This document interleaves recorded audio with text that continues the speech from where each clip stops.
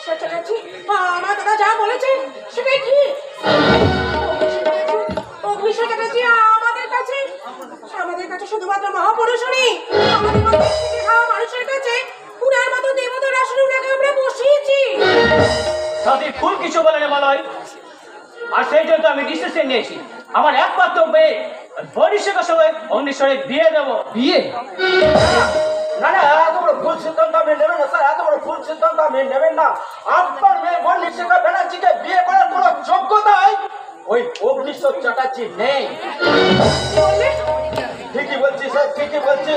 কোথায় বর্ণিশিখা ব্যানার্জি আর কোথায় অগ্নিশ্বর চ্যাটার্জি? ওই আকাশের চাঁদের সঙ্গে জোনাকি পোকার তুলনা হয় না স্যার, জোনাকি পোকার তুলনা হয় না। हमको हमेशा चुरा लो, दिल में नहीं तुम छुपा लो, हम अकेले हो न जाए, दूर तुमसे हो न जाए, पास आओ गले से लगा लो, हमको हमेशा चुरा लो, दिल में नहीं तुम छुपा लो, हम अकेले हो न जाए, दूर तुमसे हो न जाए, पास आओ गले से लगा लो, पास आओ गले से लगा लो, पास आओ गले से लगा लो। হ্যাঁ, এই সামান্য সঙ্গীত প্রেমী অগ্নিশ্বর চ্যাটার্জিকে আপনারা কেউ ভুল ভাবেন না। যারা নিন্দা করেন তাদের তো সে বলি যে ফুলের উপরে ছিল হয় ফুলসজ্জা, আর ফুল যদি আপনার উপর হয় তাহলে হয় মৃত্যু সজ্জা। আরে না না না না, মানুষ তো আসলে ঈশ্বর আঙ্কেল, তাই আমার আড়ালে আপনারা যেটা বলছে বলুক, আমি শুধু বিশ্বাস করি মানুষ, কারণ হিরে সোনাকে সন্দেহ করতে পারে, লোহাকে নয়। সেজন্য তো আমরা সবসময় সবার কাছে তোমার প্রশংসা করি গো। আর কেউ যদি নিন্দা করে তাহলে আমরা তার জন্য তার প্রতিবাদ জানাই, প্রতিবাদ। আরে নিন্দা বা প্রশংসায় কি এসে যায় না সাথে? হ্যাঁ, সারা বছর কত পেট করে নিজেদের মূল্যপতি সইছি, কত কাজমানি সাক্ষী হয়ে গেলাম, মাথা নিচু করে কত ব্রিজ পার করলাম, এমনকি ভাগাড়ের মাংস সেও হজম করে ফেললাম। আরে মনে যাবো তার ভালো মানুষের কথা রাখা আমি সহ্য করতে পারবো না, তাকে বেশি ভণ্ডামি করবো অগ্নেশ্বর। একটা কথা মনে রাখো, চকচক করলে শোনা হয় না। হ্যাঁ, সেটা তুমি বলবে মনোজা, সেটা তুমি বলবে, কারণ দরকারে চেয়ে বেশি টাকা গুরুত্ব দিলে না, সে তখন সস্তা ভেবে বস্তায় পুরো রাস্তা পার করে দেয়। মানে মানে তুমি হতাশ হয়ে ভুগবে না অগ্নিশ্বর, কারণ আমার কাছে তুমি এই পান্ডা হেরেছো বেশি দামে। কি ব্যাপার, তুই হঠাৎ ফেসে উঠলে? ও না না, কিছু ব্যাপার নয়, আমি নিজেকে নিজে বিদ্রুপ করে হাসছি। অগ্নিশ্বর, হ্যাঁ, আমি কিছুতেই বুঝতে পারছি না যে আমার মতো একটা সামান্য মানুষকে কেন আপনারা এত তোলা দিচ্ছেন, কেন আমায় এত তেল মারছিস রে সাথী? হ্যাঁ, বল না কেন আমায় তো কেন সুনাম করছিস রে নিবারণ? হিচিং বেচে সে কারণটাও আমি জানি, কিন্তু কিছু ক্ষয়ক্ষতির ভয়ে কাউকে কিছু বলতে পারি না। তবে এটা ঠিক, তুমি যতই তোমার মুখটাকে ওই মুখোশের আড়ালে ঢেকে রাখার চেষ্টা করো, সময় একদিন তোমার আসল চেহারা দেখিয়ে দেবে, আসল চেহারা। আরে সেটা তুমি বলেই বলে না, সেটা তুমি বলবে, কারণ দরকারি যে বেশি না গুরুত্ব দেয় সে তোমার সস্তা ব্যবস্থা রাস্তা পার করে দেয়। আরে তুমি এক সত্যি জানো, এরা মানুষের অচেনা চেহারা, তাই না রে নিবারণ? তাই তো। আরে কি ব্যাপারে, তুই একদম ভয়ে ঘেমে গেলি রে? না গো, ভয় নয় গো, বিশুদ্ধ ভয় নয়, এ হলো তোমার আশীর্বাদে ভয়কে জয় করা ভালোবাসা গো, ভালোবাসা। আরে ভালোবাসা সে সমুদ্রে যে ডোবে সে হয় আসে, যে ওঠে সে দেবানা, আর যে সাঁতার কাটে সে হয় স্বামী। আমি তোর কাছে ঠিক কি রে সাথী? তুমি আমার কাছে আমি জানি না, আমি কিচ্ছু জানি না, আমি জানি না। আপনি কিছু বলবেন না? বিখ্যাত ব্যবসাদার কামনুমণি ধান্দার মালিক মিস্টার গিরিশ ব্যানার্জি। হ্যাঁ নিশ্চয়ই বলবো কারণ তুমি যাবো অতি প্রিয় বড় আপন জন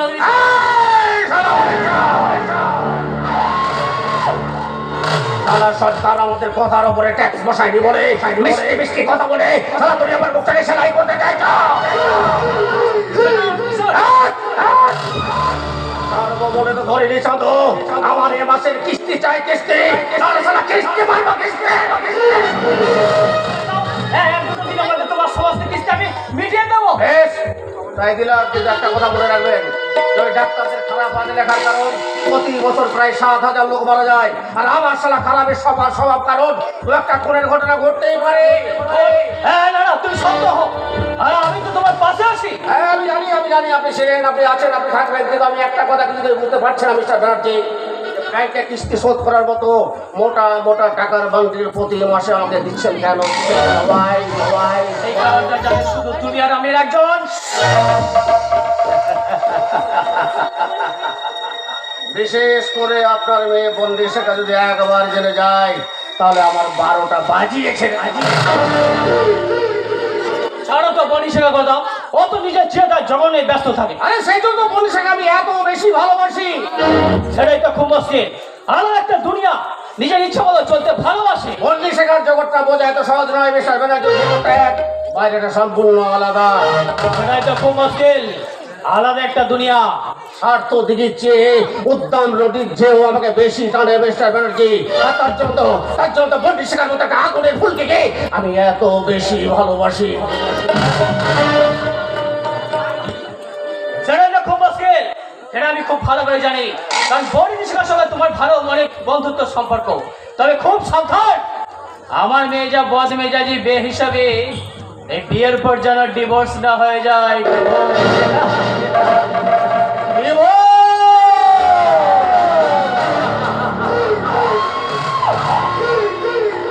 আরে শালা ডিভোর্স হলে জানবো আমার দোষ। কিন্তু ও যত ফস করবে আমি তো এত বেশি ভালোবাসবো। বন্দি শেখার নামটা শোনার পর আমার এই বুকের ভেতরটাকে আমার জম কেঁপে ওঠে, আমার মনটা বাচ্চা শিশুর মতো হয়ে যায়। ঠিক তখনই আলো আধারি রাতে সাদা পায়রার মতো উঠতে আসে আমার স্বপ্নের রাজপরী বন্দি শেখা।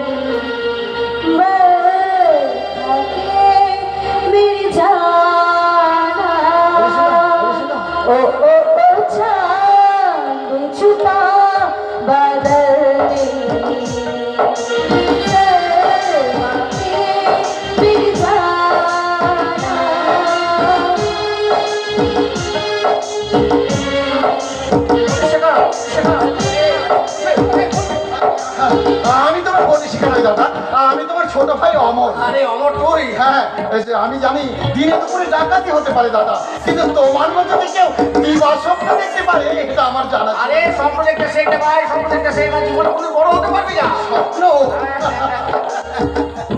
সব ঠিক কথা বলেছ আমার ভাই, কারণ জীবনে সুপ্রতিষ্ঠিত হতে গেলে এই স্বপ্নগুলো অনেক বড় করে তুলতে হয়। ছোট মুখে বড় কথা বলবো না আঙ্কেল, কিন্তু আমার কথা অনুযায়ী সব স্বপ্ন কিন্তু সত্যি হয় না। আরে কিন্তু আমার বান্ধবী বন্দি শেখা কি বলে জানিস? কি বলে? আরে মিথ্যে আসলে স্বপ্ন দেখানো মানুষ বললো।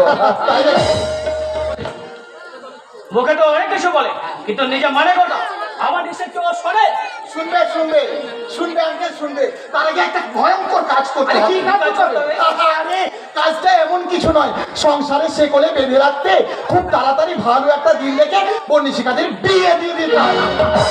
নো নেভার, আমি এখানে কিছুতেই বিয়ে করব না। যে সমাজে কন্যা সন্তান চায় না, সেই সমাজে আবার চায় যে তার ছেলের জন্য খুব সুন্দর একটা বৌমা আনা হোক। সেই সমাজে আমি কোনো পুরুষকে বিয়ে করব না ড্যাডি। তাই বলে হয় পরিষেবা? আরে আমাদের সমাজে বিয়ে মানে নারী পুরুষের পবিত্র বন্ধন নেই। ও ড্যাডি শোনো, বিয়ের ওই পবিত্র বন্ধনটা হলো একটা পুরুষকে বিয়ে করে তার পবিত্র অস্তিত্বটাকে তার হাতে তুলে দেওয়া, তারপর সেই সংসারে চাবিটাকে সে মেয়েটার আসলে বেঁধে নেওয়া ড্যাডি। না না না, কিন্তু তোমার কি ইচ্ছে হয় না বন্দিশিখা কোনো এলোমেলো ছেলের জীবনটাকে গুছিয়ে নিয়ে আর বাড়ির লক্ষ্মী বউ হতে? অগ্নিশ্বর, এই সমাজে কিন্তু মেয়েরা বিয়ের পরে বউ হয় না, তারা হয় এই শ্বশুর বাড়ির কাজ মেটানোর একটা মেশিন। মেয়েদের কাছে তো শ্বশুরের ভিটেতেই স্বর্গের সমান। একদম ফেক কথা আমার, একদম ফেক কথা। আরে বাবা, এই শ্বশুর বাড়িটা মেয়েদের কাছে হলো একটা প্রাইভেট চাকরির মতন, সেখানে তুমি যতই কাজ করো সেখানে কোনো নামও নেই আর দামও নেই। আর ছেলেদের কাছে হলো এই শ্বশুর বাড়িটা একেবারে সরকারি চাকরির মতন, তুমি সেখানে যাবে, সেই শ্বশুর বাড়িতে গিয়ে ভীষণ ভীষণ আদর আপ্যায়ন পাবে, তাই এটার গরিমার কথা তুই যে কবে বুঝবি তা কে জানে? ও ড্যাডি, আমার বুঝে কোনো লাভ নেই, আমি বুঝতেও চাই না। আরে বাবা, আমরা মেয়েরা হলাম এই সমাজে একটা বড় ঘড়ির, কেউ কোনো দরকার ছাড়া সময় দেখা ছাড়া ঘুরেও তাকায় না ড্যাডি। আমি বিশ্বাস করে বন্দিশিখা, আমি সেই তখন থেকে তোমার দিকে অবাক হয়ে তাকিয়ে আছি। আও স্টেজ অগ্নিশ্বর, আমি তো ভাবতেই পারছি না তুমি অমন ভাবে অদ্ভুত ভাবে আমাদেরকে কি তাকিয়ে আছো। আচ্ছা তুমি বলো তো, আমি কি আপনার তাজমহল নাকি আমি মিশরের মহা? না না না, তুমি তো তাকে অনেক অনেক অনেক অনেক অনেক বেশি তাই তো তোমার যে ওই কথা আঘাত করো না। আমি এই বুকটাতে রেখে আমি বেশ সুখ অগ্নিশ্বর,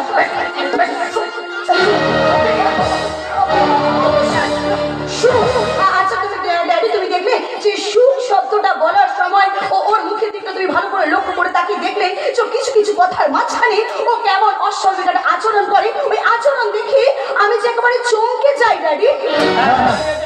কথা বলার সময় ওর কথা বলতে কেমন এলোমেলো হয়ে যাচ্ছে রে। হ্যাঁ, আপনারা ঠিকই বলেছেন। আমিও ছোট থেকে দেখে আসছি যে আমার দাদা অগ্নিশ্বর চ্যাটার্জি হাতের কাছে যা কিছু চাইতো সে যদি না পেত তাহলে ভেঙে চুরমার করে দিত।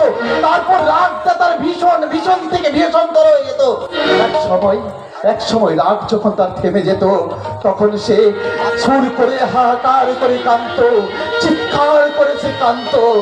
অমর, অমর, তোমাকে আমি একটা কথা বলি, তুমি কিছু মনে করো না। ওর এই লক্ষণ কিন্তু আমার খুব ভালো লাগছে না। তুমি জানো, আমার মনে হয় ওর কিন্তু এটা বিকার বেড়েই চলেছে। একে সায়েন্সের ভাষায় কি বলে? একে সায়েন্সের ভাষায় বলে সাইকোপ্যাসেন্ট। হ্যাঁ হ্যাঁ হ্যাঁ, সাইকোপ্যাসেন্ট। আচ্ছা অমর, আমার মনে হয় ও যদি এরকম আচরণ করতেই থাকে ওর তো বিকার ঘটবেই। আর মাঝের মধ্যে এমন অস্বাভাবিক আচরণ করতে করতে একটা হিংস্র ভয়ঙ্কর একটা অমানুষে পরিণত হবে। মানুষ সাংঘাতিক কাণ্ড ঘটে গেছে স্যার, সাংঘাতিক কাণ্ড ঘটে গেছে। কি আছে? ওই মিলন মেলার মাঠে আমরা যে সমস্ত ফুটে পুঁতেছিলাম একটু আগে ওই তুফান তার দলবল নিয়েছে, ইচিং বিচিং করে সমস্ত ফুটে উপড়ে ফেলে দিয়েছে। আর আপনারা কি করছিলেন? একটা গেও মস্তান অশিক্ষিত আমাদের স্বপ্নের প্রসেপ্টটাকে মস্তানি করছে, আর আপনারা নিশ্চয়ই হাতে চুরি পরে গায়ে শাড়ি জড়িয়ে ওই মেয়ে ছেলের মতন ঘরে বসে আছেন নাকি? আমরা বসে নাই ম্যাডাম, আমরাও বসে নেই, শুধু স্যারের পারমিশনের অপেক্ষা। পারমিশন? কিসের পারমিশন? কিসের এত দ্বিধা? কিসের এত সংশয়? বলুন কাকে হয় ওই তুফান? কিসের ওর এত ক্ষমতা? অ্যাকশন নিতে পারছে না, পাল্টা অ্যাকশন। পরবর্তী পরিস্থিতি কথাটা ভেবে নিতে হয় রে বন্দিশিখা। কিন্তু আমি বলছিলাম কি বন্দিশিখা দি, যে ওই জীবনপুর গ্রামের অনিচ্ছুক গরিব চাষিদের কথা কিন্তু একটু ভাবা উচিত। আমি তো ভাবতে চাই অমর, আমি তো ভাবতে চাই। আমিও তো ওই মানুষগুলোকে বোঝাতে চাই যে জীবনের একটাই ব্রত হলো ওই জমির ভাবাবেগ নয়, জীবনের উন্নতি। আমি তো ওদের ভালো চাই অমর। কিন্তু ওই গায়ের মানুষগুলো তোমার কোনো কথাই শুনবে না। আমি ওদের বুঝিয়ে বলবো। হ্যাঁ হ্যাঁ হ্যাঁ, আমি ওদের বোঝাবো। যেখানে শিক্ষা দরকার ড্যাডি, শিক্ষা দরকার, তাই অতীত অভিজ্ঞতা ওই শিশুর থেকে বুঝিয়ে দিচ্ছে তারা চাষ পায়নি, তারা চাকরিও পায়নি। শুধু সেখানে প্রচার হয়েছে, প্রচার, বিচার হয়নি। প্রচারটাই বড় করে হয়েছে ড্যাডি। আচ্ছা ড্যাডি, তুমি বলতে পারো যে আমরা সব সময় যুগ যুগ ধরে ওই বন্ধ করে আমরা আমাদের স্বপ্নগুলোকে একটা করে শেষ করে দিতে বসেছি। হ্যাঁ ড্যাডি, হ্যাঁ, আমাদের দেশে একটা লোক নেই, তারা সবাই চলে গেছে ওই বিদেশে। আর এই বিদেশে 38% ডাক্তার আর 36% বিজ্ঞানী ভারতীয়। আচ্ছা তুমি বলতে পারো যে তারা কেন ওই বিদেশের উন্নয়নের সঙ্গে যুক্ত করেছে? বলতে পারো ড্যাডি? কারণ তারা এই দেশে থেকে ওই 4 পাস নেতাদের গোলামি করতে চায়নি বলে ড্যাডি। একদম ঠিক বলেছো বলে শেখাতে।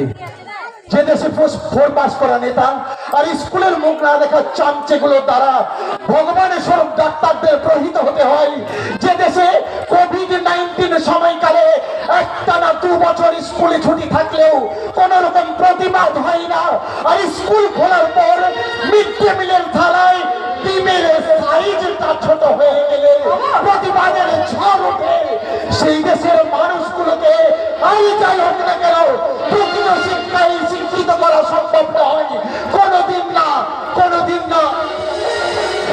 তবে কি জানো বলি শিখাদি, বলো।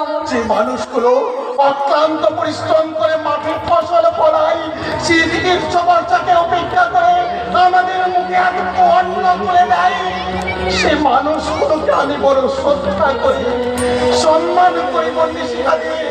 তাদের ইচ্ছার বিরুদ্ধে এই জমি অধিগ্রহণ করাটাকে আমি মোটেই সমর্থন করি না বন্দি শিখাদি, মোটেই সমর্থন করি না, মোটেই। আমিও তাই চাই। আমি ওদের অনেক ভালো, ওদের সুখে থাকতে চাই। হ্যাঁ, সেই জন্য ওদেরকে ভাবতে হবে যে জমির লড়াইটা জাত নিয়ে নয়, ভাত নিয়ে হোক, ধর্ম নিয়ে নয়, কর্ম নিয়ে হোক। কিন্তু ওই তুফানের দল তোমার কোনো কথাই শুনবে না। যদি আমার কোনো কথা না শোনে তাহলে গাইয়া মূর্খ চাষাগুলোকে আমি উচিত শিক্ষা দেব। আরে মনীষিকা, তুই এত সহজে উত্তেজিত হয়ে পড়িস না। এই গাইয়া অশিক্ষিত মানুষগুলোর কাছে যা শিক্ষা ক্ষমের আদিত্যের সব থেকে বড় রে। ড্যাডি, তুই এসব ব্যাপারে জানাশোনা রে। ড্যাডি তুমি ভয় পেও না, তুমি কোনো ভয় পেও না। আমি হলাম বন্দিশিখা ব্যানার্জি, তাই জীবনে আমি কখনো হারতে শিখিনি, আর আমি হারবো না। এতদিন তোমরা যে কাজটা করতে পারোনি সেই কাজটার দায়িত্ব আমি মাথায় তুলে নিলাম। আজ থেকে এই মিলন মেলার জমির ব্যাপারে ফয়সালা করব শুধুমাত্র আমি। হ্যাঁ ড্যাডি, তুমি ভুলে যেও না ড্যাডি, আমি কিন্তু উচ্চ শিক্ষায় শিক্ষিত MBA পড়া বন্দিশিখা ব্যানার্জি। তাই আজ এই মুহূর্ত থেকে এই কাজের দায়িত্ব আমার। কোনো কিন্তু নয়, এতদিন তোমরা যে কাজ করতে পারোনি, আজ থেকে এই কাজটা আমি করব। ওই আইনের সাহায্য নিয়ে, ওই প্রশাসনের সাহায্য নিয়ে। হ্যাঁ, ওই হস্তার তুফানকে বুঝিয়ে দেবো যে আমার হাতটা কত দূর লম্বা।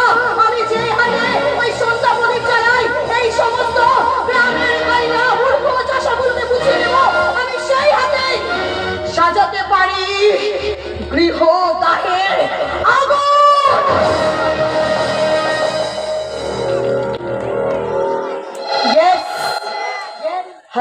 Hello, yes.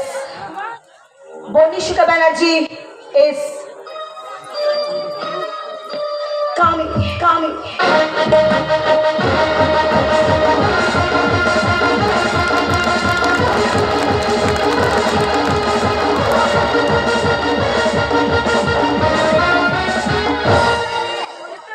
কতদিন তুমি এভাবে হাসতে কাঁদবে? কে গো তুমি? মহাভারতের গান্ধারী নাকি পশ্চিমবঙ্গের মা? তুমি কি আমায় চিনতে চাইছো না? চিনে কি লাভ গো, চিনে কি লাভ? চিনা জীবনটাকে আমার অন্ধকারের ভিড়ে হারিয়ে গেছে গো। তুমি শুধু বলো আমি তোমার কে। বলবো? বলো। আরে চেনা পৃথিবীর অচেনা অতিথি গো, অচেনা অতিথি। পাগলামি না করে তুমি শুধু বলো তুমি আমার কে। আমার কেউ বলে শিক্ষার চিহ্ন, আমার কেউ বলে বিস্ময়ের চিহ্ন। আমি বুঝে গেছি আর কিছু তোমাকে বলতে হবে না। মা বাবা কি বলা তুমি বুঝে গেছো যে চোখে অশ্রু শুকিয়ে যায় গো, যে চোখে অশ্রু শুকিয়ে যায়। কি বললে তুমি? মানুষ তার জরুরি কথাগুলো ঠিক সময় ঠিক জায়গায় বলতে পারে না গো, তাই তো কেউ কষ্ট প্রকাশ করে নিজের চোখের জলে, কেউ বাবার মিষ্টি হাসি আড়ালে। আমি তোমার চোখের জলের রব চিনি, অথচ তুমি আমার চোখের জলের কারণটা কখনো জানতে চাও না। তাই তো আমি কর্তব্য জানি না। জীবনটা আমার যেদিকে নিয়ে যায় আমি সেদিকেই যাই। হয়তো এরই নাম ভাগ্য। ভাগ্যটা আমাদের মিথ্যা করবো মাসি, তাই তো জীবন নিয়ে শুধু আমরা খুন রাহাজারি করেই চলেছি। কি হয়েছে রে আমি? তোর মুখটা এমন শুকনো দেখাচ্ছে কেন? একটা বাজে খবর শুনবো মাসিমা। কি খবর? ওই হিন্দু মুসলিম সব পাড়ার সাধারণ মানুষ বলছে এই মিলন মেলা মাঠ কেন, এই জীবনপুর গ্রামটাই আজ বিক্রি হতে চলেছে। এই বিক্রির খবরটা আমিও শুনেছি, তবে কথাটা কতটা সত্য তা আমি জানি না। কোনো এক শহরে নবাব নন্দিনী নাকি এই গ্রামটাকে দল বল নিয়ে কিনতে আসছে। কি বললি প্রিয়া, তুই কি বলছিস? হ্যাঁ পিসুমা, বলতে আমি বাধ্য হচ্ছি। এই জীবনপুর গ্রামের কেনা বেচার একমাত্র দালাল আমার বাবা মলয় মণ্ডল। প্রিয়া, বেশ করেছি, তাতে তোদের কি? আরে মাটির মূল্য বুঝি বলে লোহার দরে না বুঝে আমি হীরার দরে জমি জায়গা বিক্রির বন্দোবস্ত করিয়েছি। তুমি চাই করো বাবা, তুমি এই গ্রামটা আমাদের কিছুতেই বিক্রি করতে পারবে না। তোরা কি চাস না এই রতনপুরের মতো ছাঁ চকচকে শহর গড়ে উঠুক এই জীবনপুর? আমরা শহর চাই না বাবা, হ্যাঁ আমরা শহর চাই না। আর তাই তো আমাদের এই বাড়ি লোহা হতে পারবো না। তাতে আমার কিছু যায় আসে না চেঙ্গিচে, কারণ কারখানার নতুন এমডি মিস বন্নিশিকা ব্যানার্জির পাশে এসে দাঁড়িয়েছে এখানে অসংখ্য মানুষ। ও তাহলে লোক কিন্তু তোমার ওই বন্দিশিকা ব্যানার্জি টাকা ছড়াচ্ছে, তাই না? মুখ সামলে কথা বলবে। তুই কজনে মুখ সেলাই করতে পারবে বাবা? তবে আমি কিছু করতে পারি চাই না পারি, ওই তুফানটা দেখানোর পথে প্রতিবাদ তো আমি করতে পারবো। মলয়, তুই যদি প্রিয়াকে কিছু বলিস বা মারতে যাস তাহলে আমরাও তোকে ছেড়ে দেব না।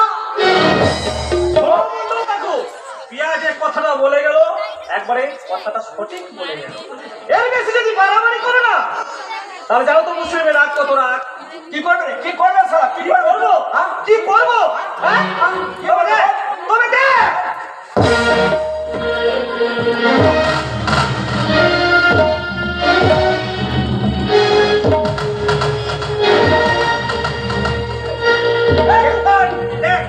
কেরে চাঁদো? ওফার নাম আমার, আমি কাজ করে লাগাই প্রতিবাদের নাম্বার, হেড করলে হসপিটালে বেড, আর টেল পরে অন্ধকার জেল। বলো বাবা তুমি কোনটা নেবে? হেড না টেল? তুফান চ্যালেঞ্জ নেবে না বলছে। হ্যাঁ তুফান যার নাম। সে যখন বাংলায় না তখন দিনে ওঠে তারা, রাতে উঠে সূর্য, আর তুফান যখন বাংলারে তখন পলয় নাচন শুরু হয়, পলয় নাচন। হ্যাঁ তারা হবে, তাহলে আমার এই শক্ত হাতে নাট বল্টু দিয়ে না তোমার এই শরীরে নাট বল্টুকে আমি টাইট করে দিতাম, টাইট। এই চেঙ্গেছে আমার সাথে বস্তানি করলেও এই মিলন মেলার সময় তুই রক্ষা করতে পারবি না। আমি তোমার চ্যালেঞ্জ করছি, আমার জীবনের 1 ফোঁটা রক্ত থাকতে এই জীবনপুরের 100টা জমি তোমরা কেড়ে নিতে পারবে না। পারবো, আমি পারবো। বন্নিশিকা ব্যানার্জি বিবি প্রাইভেট লিমিটেডের এমডি, আমি পারবো। ও আপনি সেই ধনী জোয়ালি যে অর্থ আর মহেশ জুড়ে আমাদের জীবন মেলার জমিটাকে কিনে নিতে চাইছে। তাহলে তুমি নিশ্চয়ই সেই গায়ের একেবারে মহান মস্তান যে। আপনি ঠিক শুনেছেন ম্যান সাহেব, আপনি ঠিক শুনেছেন। এই গ্রাম বাংলার সত্ত্বে আমি স্বয়ং ভগবানের সঙ্গে পাঙ্গা লড়তেও ভয় পাই না। কিন্তু কিন্তু আমিও তো এখানে কোনো দুশ্মনী করতে আসিনি। আমিও চাই আমার বিজনেস পলিসি হোক ভালোবাসা দিয়ে ভালোবাসা। সোনার পালঙ্কে শুয়ে থাকা রাজ নন্দিনী গ্রামের ওই গরিব মানুষগুলোকে ভুলে ভালোবাসে, এই কথাটা শুনলে না মেম সাহেব ওই গাধাগুলো হেসে উঠবে। সেটা তো আমার দুর্ভাগ্য। কিন্তু কিন্তু আমিও তো তাই বারবার করে বলতে চাইছি যে আমি সত্যি সত্যি চাই যে এই জীবনপুরের মানুষদের ভীষণ ভালো হোক। আর আর আমি শেষবার মতো জানতে চাই যে এই জমিটা তোমরা আমাকে দেবে কি না? না না না না, আমার মহের লোভে আমরা এই জীবনপুরের 1 ছটা জমি আমরা দেব না। দেবে না? না। তাহলে কি এই জমিটাকে আমাকে জোর করে আদায় করে নিতে হবে? হ্যাঁ, আপনি ইচ্ছে করলে জোর করে আদায় করে নিতে পারেন। এই জমিটা যদি আমি না পাই তাহলে কিন্তু এই গোটা জীবনপুরের ঘরটাকে আমি আগুন দিয়ে জ্বালিয়ে পুড়িয়ে ছাই করে দেবো, ছাই। এই! আর কত আগুন জ্বালাবেন আপনারা, কত আগুন জ্বালাবেন? হিন্দু মুসলিমের এই সম্প্রীতি গ্রাম হচ্ছে আমাদের এই বিরাটপুর গ্রাম। সেখানে যদি আগুন জ্বালাতে আসেন না, আগুন যদি জ্বালাতে আসেন আপনি, আপনার ওই আগুন লাগা ফাগুন রূপটাকে না জ্বালিয়ে পুড়িয়ে ছাই করে এই পিস্তলে একটা গুলিও তোমাকে শেষ করতে পারবে না। আমার এই পিস্তলে যটা গুলি আছে তটা গুলি একটা করে তোমার বুকটাকে ঝাঁঝরা করে দেবে। মাস্টার তুফান! আমি আপনার বন্ধুদের সামনে আমি ঘুমতে দাঁড়াচ্ছি আমি আপনার বন্ধুদের সামনে। আপনি চালান গুলি চালান। তুমি এটা কি বললো ঈশ্বর? তাহলে জীবনপুরের গ্রাম এত রক্তে রাঙা হতো, আর তোমার হাতে খুনের দায়ে হাত করা পড়তে হাত করা বুঝেছেও। ঈশ্বর! অগ্নিশ্বর, এই গাইয়া চাষাগুলো আমার মুখের উপর কথা বলছে। ওরা এই জীবনপুরের জমিটা আমাকে দিতে চাইছে না।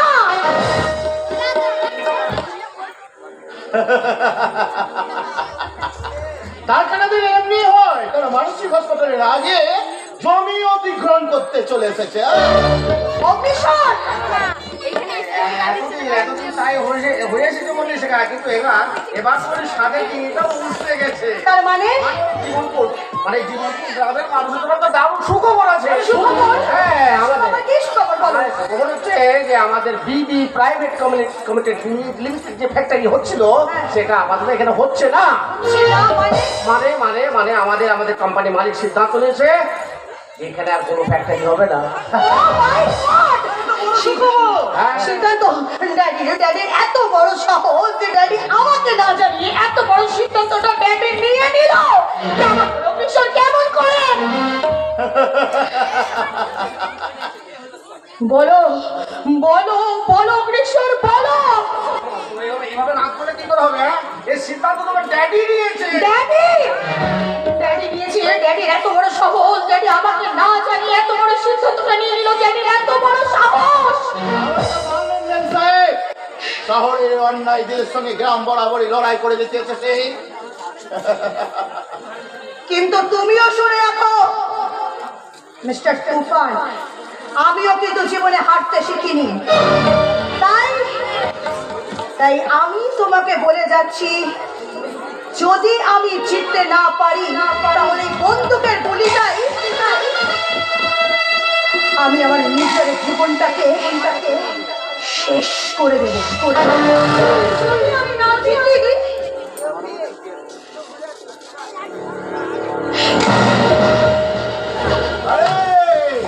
তুমি কোথায় যাবে গো বলোই বাবা? সেই যে লাঠিলে ভেঙে ওই গেল ভাঙলো তোমার মাথায় তেল। ও চাঁদুরে দেখলে কেমন তুমি চেলে, ও চাঁদুরে দেখলে কেমন তুমি চেলে।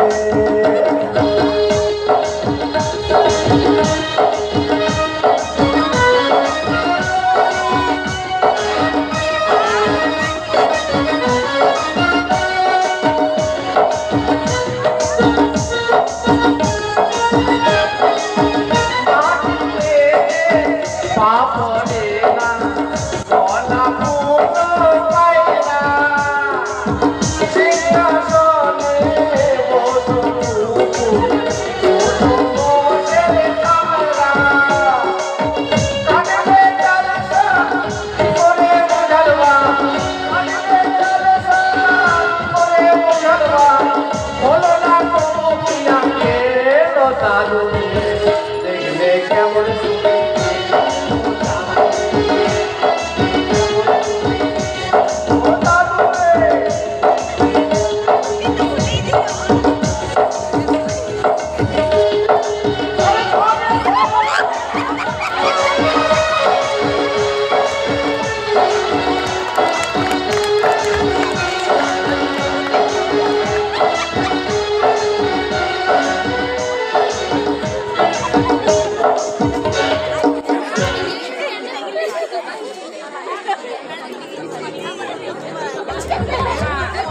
করি এই মুহূর্তে? কি করি এখন এই মুহূর্তে? দিদিমণি কি আমাকে সামলাবে সাথী? একেবারে যাচ্ছে তাই অবস্থা নেই দাদা। ওই জীবনপুর গ্রাম থেকে ফিরে আসার পর থেকেই দিদিমণি একেবারে তেলে বেগুনে জ্বলে উঠেছে। হ্যাঁ রে, কি হয়েছে কে জানে? হাতের কাছে যা পাচ্ছে তা নিমেষের মধ্যে ছুঁড়ে মারছে গায়ে। ওই ওই আমার ভাবছে মনে হচ্ছে সব কিছু একেবারে ভেঙে চুরে ফেলে দেবে। আজ আজ এই বাড়ি থেকে লঙ্কা কাটে বেড়ে যাবে রে। ইস, লঙ্কা কাটে বেড়ে যাবে। এবার আমার দেখা নয় হরি জিজ্ঞাসা সজ্জা শুরু করেছে, এই অসহ্য আমি নিতে পারছি না। আপনি একটু শান্ত হন করতে বাবু। এই সময় আপনি মাথা গরম করলেন। মাথা আমার ঠান্ডায় থাকে, সবসময় শান্ত থাকে, কিন্তু ওরা তো আমাকে শান্তিতে বসতে দেবে না। কত বাবা আপনি বেশি চাপ নেবেন না। আপনি তো জানেন দিদিমণি কারণে অকারণে একটু বেশি মাথা গরম করে ফেলেন। বলে মানবো আমি একটু বলে কি ভাব রেখেছি, সুখ ভোগ প্লাস আমি যাতো কোনো কিছু তো আমি কমতি রাখিনি। কর্তাবাবু, কি ভেবেছি কেউ এটাকে কি মনে করেছি আমার স্নেহের সুযোগ নিয়ে যা খুশি তাই করবে, দিনের পর দিন উশৃঙ্খল বেপরা হয়ে পড়বে। বাবা হয়ে মেয়েকে একটু শাসন করতে পারবো না। মানবো না, মানবো না, আমি তোমার কোনো শাসন মানবো না, মানবো না, মানবো না। একদিন এই অনলাইন চেঞ্জের জন্য তুই সবার ভালোবাসা তুই হারিয়ে ফেলবি। ড্যাডি, ড্যাডি আমি কোনো অন্যায় করিনি ড্যাডি। তুমি তুমি আমাকে অপমান করেছো, আমাকে অপমান করা হয়েছে। আজ কেন বলবি না? বলে কে কখন তোকে অপমান করেছে? তুমি হ্যাঁ, হ্যাঁ, হ্যাঁ, তুমি তুমি একটা বেঈমান বিশ্বাসঘাতক। তুমি আমাকে অপমান করেছো। যদিও দীর্ঘ সিদ্ধান্ত হয়ে ভেবেছেন যে এই ফোনে জায়গা এটা আমাদের ভবিষ্যৎ ভালোই হবে। ড্যাডি, ড্যাডি তুমি কি জানো ড্যাডি যে তোমার একটা ডিসিশনের কারণে আজ আজ আমি সবার সামনে আমি কতটা ছোট হয়ে গেলাম। আমি আমি ওদের কাছে অপমানিত হলাম ড্যাডি। দিদিমণি তুমি শান্ত হও দিদিমণি। তুমি মন খারাপ করো না। তুমি একটিবার তুমি মাথাটা ঠান্ডা করে সব কিছু বোঝার চেষ্টা করো। না আমি সব কিছু বুঝে গেছি। তা হ্যাঁ একটা না খেয়ে বদলে যায় মানুষের একটা জীবন, তাই না daddy?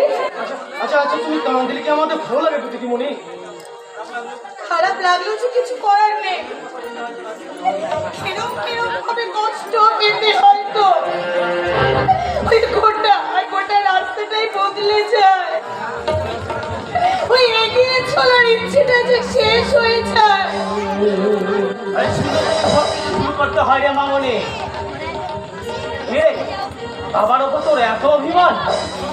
Don't touch me! Don't touch me, Daddy!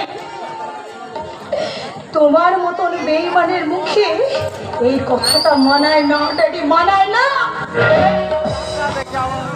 আজ আমি তোর কথা মেনে নিলাম। আজ থেকে আমি হয়ে গেলাম বিশ্বাসঘাতক বীরেশ ব্যানার্জি। দর্শকারী আমার শান্তি রে, আজ আমার সিদ্ধান্ত তোর যে অসম্মান হয়েছে, একদিন ওই অগ্নেশ্বর হাত ধরে সোজা সোজা জবাব দেবে, একদিন তোর মাঠ করে কুত্তার মতো লেখা হবে। আমাদের দুশ্মন নাম্বার তোমার মনে রাখবে। আমি এই শহরের প্রথম বিজনেসম্যান বীরেশ ব্যানার্জি জীবন হয়ে গেলে জবাজি।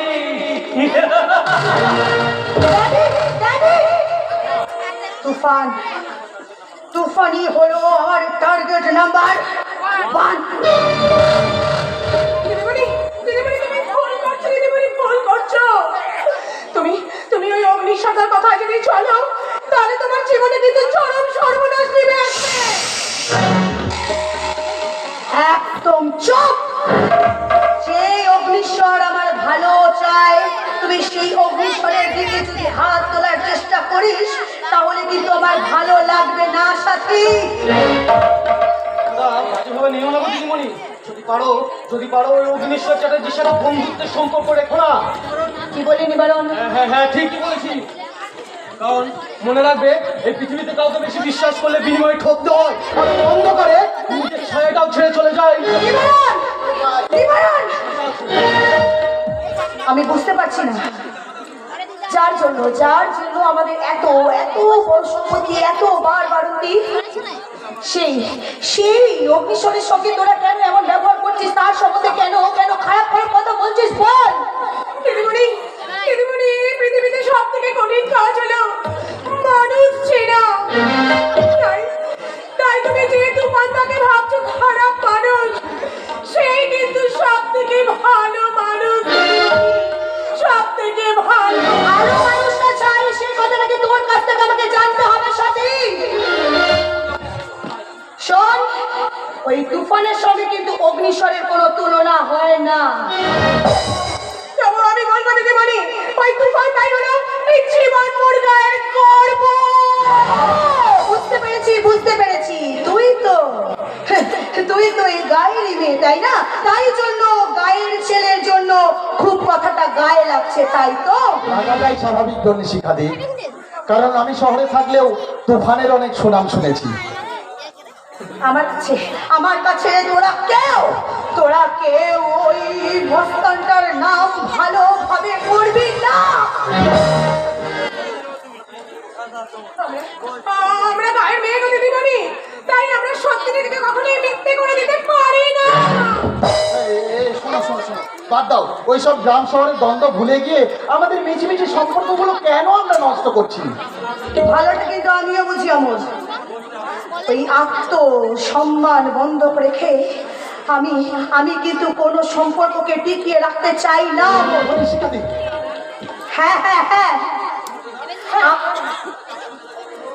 সাথী, আমার কাছে আত্মমর্যাদা হলো যে কোনো সম্পর্কের চেয়ে অনেক অনেক দামি। হ্যাঁ হ্যাঁ দিদিমণি, আমি ভালো করেই জানি তুমি শুধুমাত্র জেদি নও, তোমার মধ্যে একটা অহংকার আছে। শিখাদি, তুমি সাথীকে চর মারলে। না না না না না, আমি আমি তো বাড়ির কাজের মেয়ে, তাই তো আমার কোনো কিছুই মনে করে সাথে না। আমি কাজের মাল, কিন্তু আমার ভুল হলে আমাকে শাসন করবে।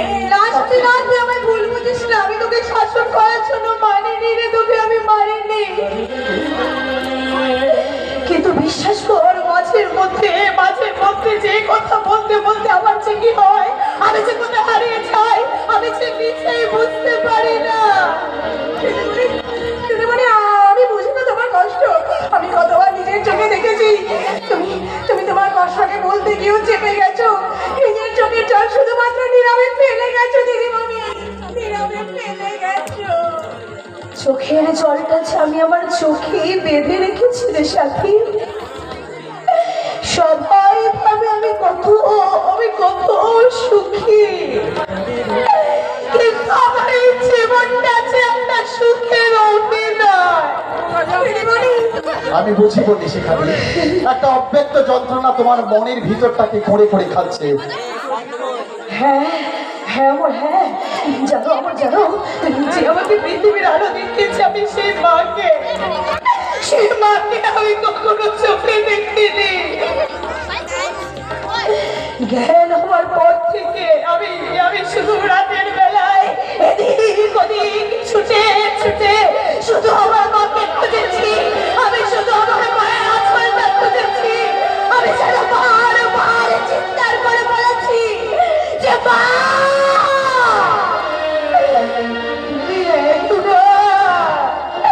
একবার তোমার আঁচলটা দাও না মা, আমি তোমার আঁচলে ঘুমাবো মা। করে ছুটে গিয়ে আমার মায়ের আঁচলটাকে এমন ভাবে আমার বুকের মধ্যে আঁকড়ে করে আমার মাকে ডেকেছি আর বলেছি, ঘুমিয়েছিলাম মায়ের কোলে, কখন যে মা গেল চলে। সবাই বলে ওই আকাশে লুকিয়ে আছে বুঝে ও তোতা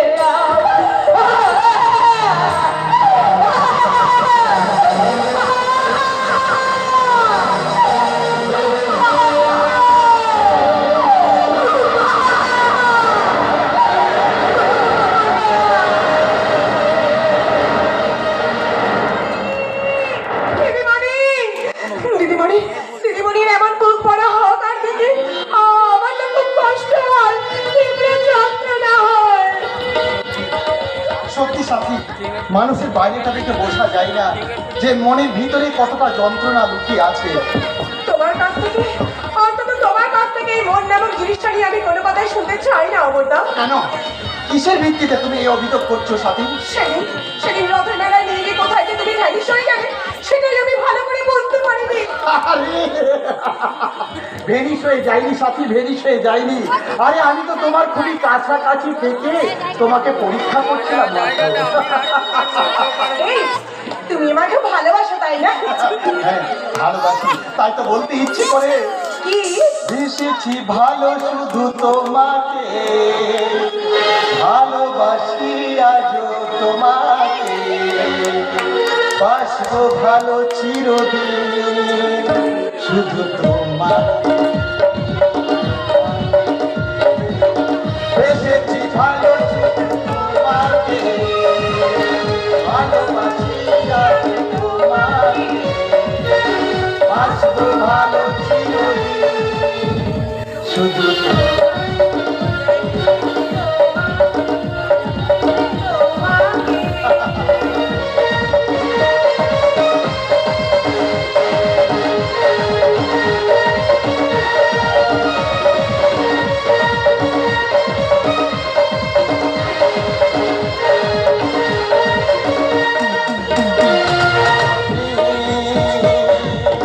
তোমাকে ছাড়া কিছু জানি না, তোমাকে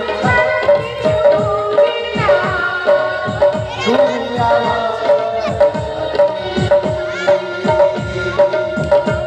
আমি,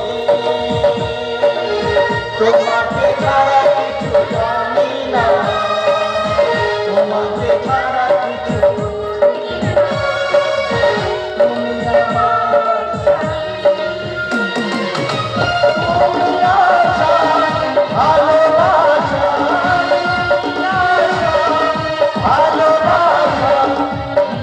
তুমি আমার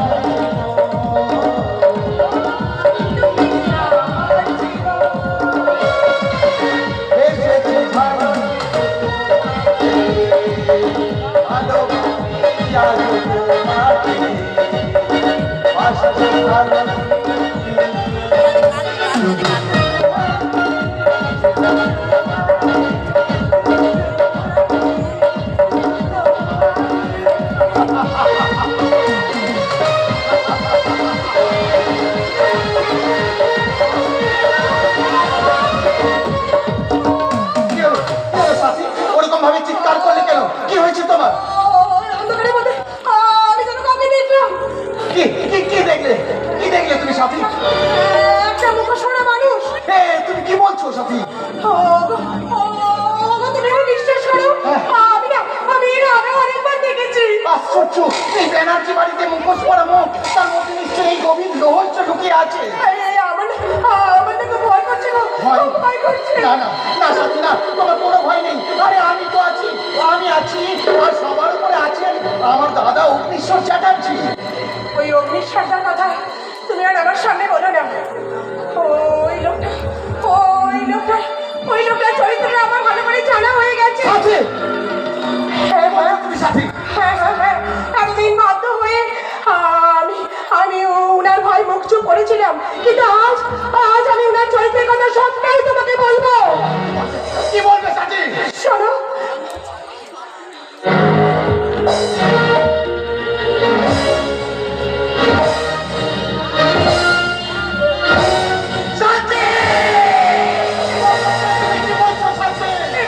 এবার বুঝলে তো আমার না, তোমার ওই দাদার নোংরা চরিত্রটার কথা যখন তোমার সামনে প্রকাশ হয়ে গেছে, তাহলে তোমার এবার কিন্তু তীব্র প্রতিবাদ করা উচিত। প্রতিবাদ? তোমার মুখে সব কথা শোনার পর আমি যে মুখের ভাষাটুকু হারিয়ে ফেলেছি সাথী, আমি বুঝতে পারছি না আমি কি করবো এখন।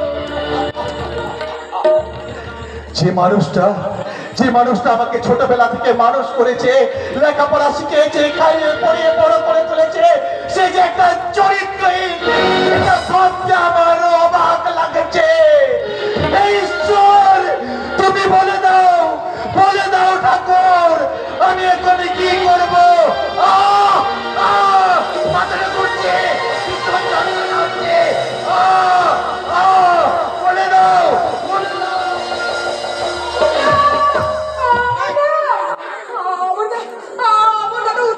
মতো চলে গেল। তাহলে আমি কি সত্যি কথা বলতে জানিয়ে তাকে ভুল করেছি? কিন্তু বাবা, আমার যাওয়ার কোনো উপায় ছিল না। আমি যদি তাকে সত্যি কথাগুলো না